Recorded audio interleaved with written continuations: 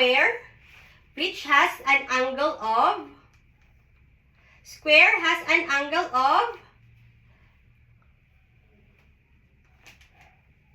what, everyone? Square has an angle of 90 degrees. So how do we know if a shape can tessellate or not is through its angle? So we should make sure that the angle or the shape can be the 360 can be divided by 90 evenly. So if it's 360 divided by 90 degrees, the answer is, very good, the answer is 4. Since it is a whole number,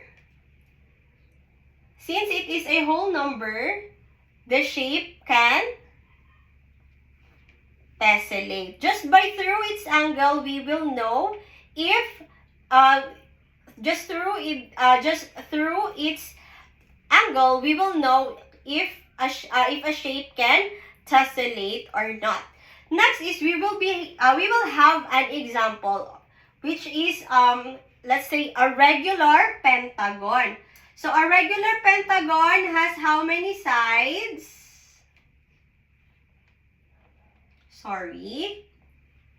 How many sides?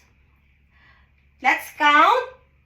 1, 2, 3, 4, 5. And a regular pentagon has an angle of 108 degrees. So let's compute, or let's try to solve if the regular pentagon can tessellate or not. Okay, are you ready?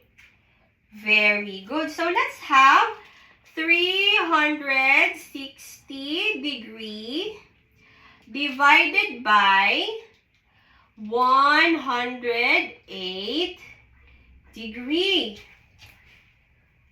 How much is, what is the answer? What could be the answer? So, in 360, when we, let's say for example, 360 minus 108, 10,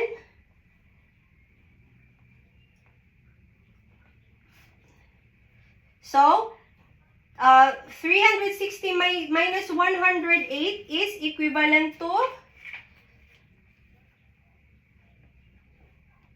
152. Okay. Sorry, it's 252. And again, we are going to deduct it again with 108. So, let's borrow. Then, 4. Okay. So, 12 minus 8 is equal to 4. And 4 minus 0 is 4. And 2 minus 1 is equal to 1. Very good. So, again, let's minus it again with 108. So, let's borrow again because the lower number is bigger than the upper number. So, let's borrow then 3. So, 14 minus 8. 14 minus 8 is 6. Very good.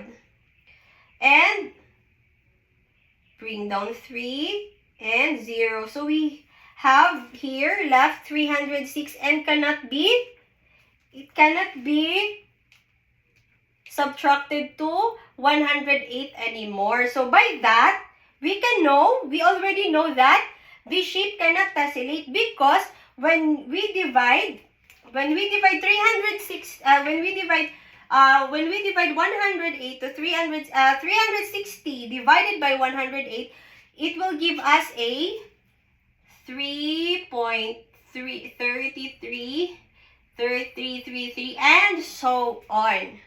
So if your answer, if when you divide 360, when 360 is not divided evenly and it gives you an answer of with a decimal point, then that shape cannot tessellate. So here, to answer our question, everyone, class, so a regular pentagon, can it tessellate or not? Very good. It cannot tessellate because for the reason that it gives you a decimal. Okay? If it is a whole number, just like what we did in the square, which has an angle of 90 degrees, so it gives you a answer of 4. So is 4 a decimal or a whole number? A whole number. Very good. So did everyone get the concept of our lesson today? Very good. So now we are going to have another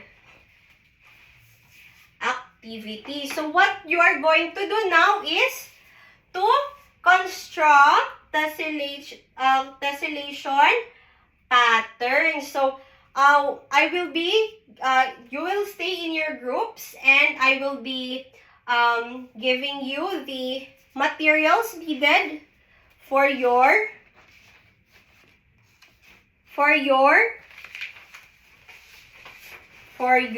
activity. So please stay on your groups. Is everyone in your group already? Are all of you in your groups? Very good. So now I will be giving you papers. Okay? So please cooperate with your classmates. Okay? I will be giving you 5 minutes to finish your work. Am I clear? Okay, so please, you may now start your activity.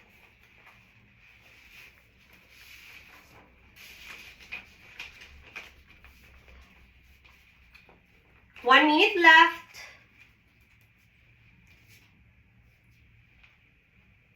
Okay, papers up. 5 minutes is up. So after this, I will be giving you another, or we will be having a quiz. But for now, please pass your activities here in front. Wow, very good. So the group 1 has created a they made a pattern using a diamond. Very good. Wow, everyone is very good. So now I am going to ask you something. So will you look around you? Can you see patterns everywhere? Can you see shapes? Where can you see shapes that is repeating or has that is repeating? Everyone, where can you see shapes that is repeating? So just look at your surroundings, okay? Yes, John Ray, very good. So one of the example is our floor tile. What else? Yes, Raihana. Very good. The hollow blocks that are being used in our houses. What else? Yes. Yes, Fatima. What is your answer? Very good. So, Fatima said that she also saw a wall brick or brick wall in the where? In their household. Very good. So, we can see that patterns are everywhere. So, we often see that shapes are being repeated to form a pattern. So, when we see a pattern, how does it help? How does it help our surroundings when we use patterns or shapes that are being repeated? Yes. Yes, Lorraine? Come again? Very good. So Lorraine said that we use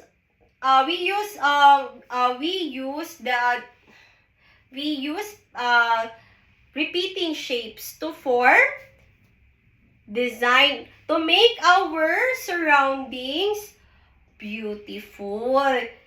Right? Is it true that the patterns make our surroundings beautiful? Very good. So now we are going to have our quiz. So is everyone ready? Is everyone ready? Very good. So now I know that you grasp or you have I have input to you the knowledge about our topic for today. So we have here, we will be having two sets or part 1 and part 2 for our quiz. So part 1 is that here is the direction for part 1. So the interior angle of each shape,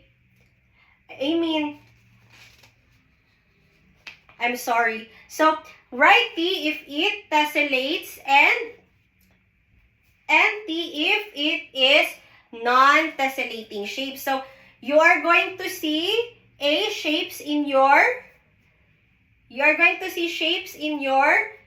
worksheets, and you classify them or identify them if they are tessellating or non-tessellating shapes. And in part 2, we have here that you are going to classify the shape as well as tessellating or non-tessellating, but through its angles. Very good. So I will be giving you 10 minutes to answer your quiz. So after that, so whenever you receive your activity or your worksheet, you are going to start immediately. Here's for you. Okay, everyone, you may start now.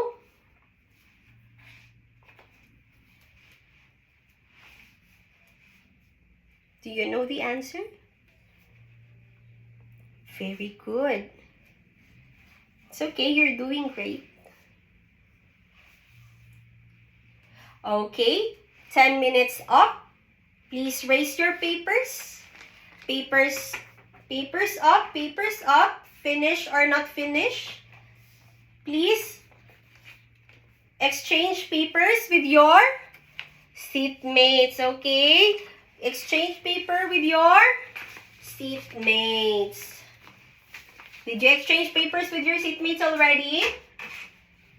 Very good. So now we are going to check your quiz. So number 1, the answer is it tessellating, T or NT? Yes, John Ray? Very good. Number 1 is T. The answer is T because I set it as an example, right? I have set it as an example. So how about the number 2, which is the circle? So do circles tessellate or are circles non-tessellating? Very good. So circles are non-tessellating shape. So the answer is NT. So number 3, triangle. Who can answer? Other hands, please. Yes, Rose May. I want you to answer the number 3. So is the triangle, do triangles tessellate or are they not non-tessellating shapes? Very good. The answer is tessellating. So the answer is T. So number 4. What shape is number 4? Is it a pentagon? No, number 5 is pentagon. So number 4 is a hexagon. Okay? Number 4 is hexagon. So what is the answer? It was very good. So it is quite confusing, right? But as you can see in the honeycombs, we see those, right? We see those kind of shapes. So number 4 is tessellating. Number 5. I hope you'll get it right because I gave it already an example earlier. Number 5 is, yes, Jordan. What is the answer for number 5? Number 5 is, very good. Number 5 is non-tessellating shape. So, we are going to answer the part 2. So, number 6 is, if a shape has a 60 degree angle, the answer is, in the solution, the answer is 6. So, the classification of it is tessellating because it gives you a whole number, right? When you 360 is not divided evenly, it will give you a decimal answer. So, since it gives you a whole number, so number 6 is tessellating. So, number 7. Number 7, a shape that has an angle degree of 90 degree is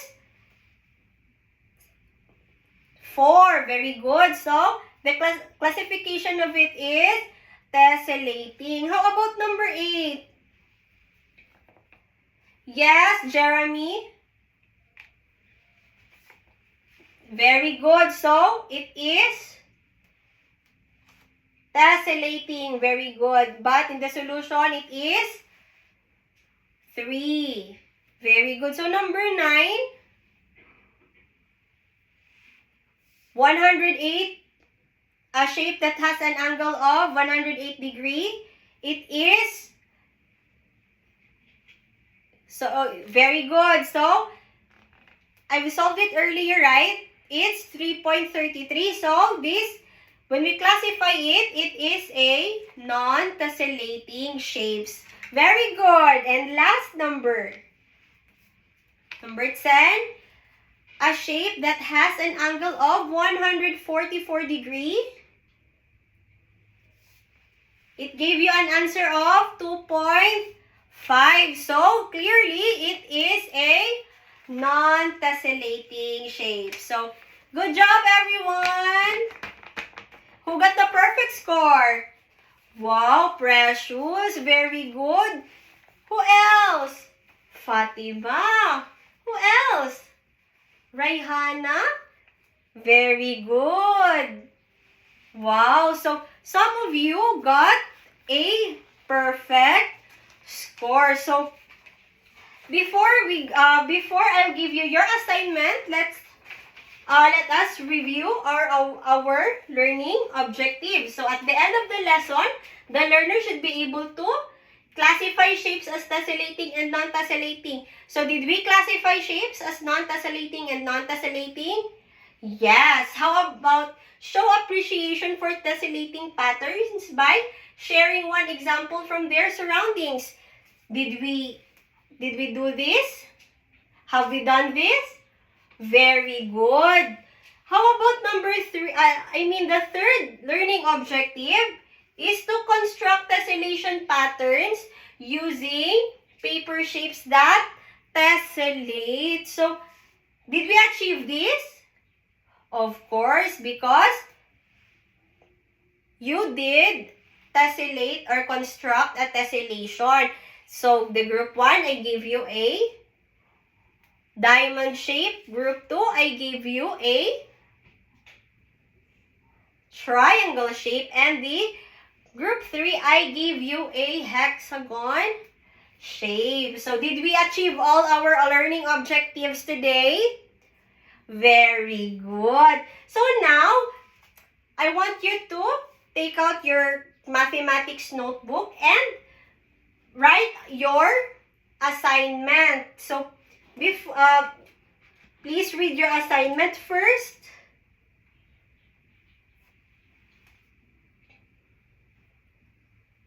Very good. So, what you are going to do is create a tessellation using 2 or more shapes. So, what you are going to do, earlier we did tessellate shapes.